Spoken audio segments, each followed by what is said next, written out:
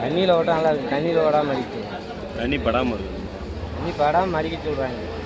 தண்ணி ஓட்டம் தலையில் கொஞ்சம் சுருக்கும், மடிக்க நல்லாயிருக்கும். இப்போ ஒரு பக்கம் மேலே அதே மாதிரி இருக்கும்.